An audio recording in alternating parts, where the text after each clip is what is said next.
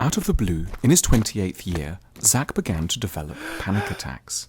At the most inconvenient moments, at an office presentation or a business networking event, he'd feel extraordinarily anxious, get an urge to run away, and often need to find a bathroom very fast. It started to become hugely debilitating for Zach, who worked in a rather unforgiving, fast-moving tech company in San Francisco. A friend recommended a therapist.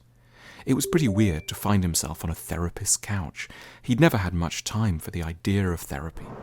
The first thing the therapist told him was that here, in this room, he could panic just about as much as he liked, and it wasn't going to be a problem.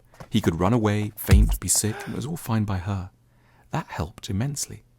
They began talking about what some of these panic attacks might have in common. It was actually deeply refreshing to talk to someone who didn't keep interrupting or shifting the agenda.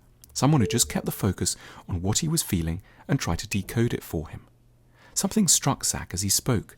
The panic he felt had a habit of arising whenever there were expectations on him, whenever people were waiting for him to be impressive, clever, or decisive in some way, and there was a chance to make himself look like a fool or a jerk. It was as though one part of him was deliberately undermining and sabotaging the other, whenever there was an opportunity to shine or triumph.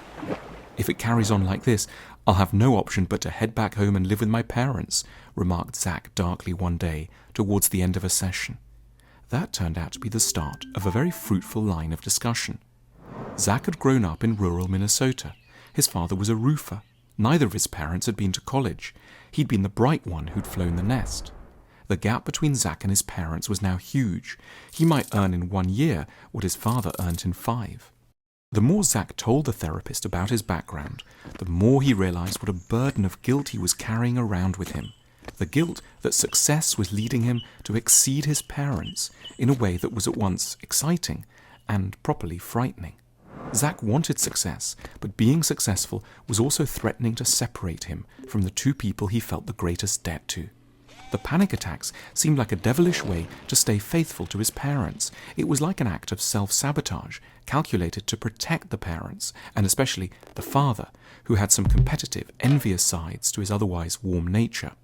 All this from the risks of humiliation. It was as though, in one part of his mind, Zach didn't believe he could be both an impressive adult and a loyal son.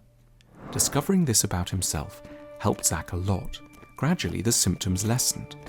He learned how to understand himself for wanting not to have the life his parents had had, and to forgive himself for looking for something better.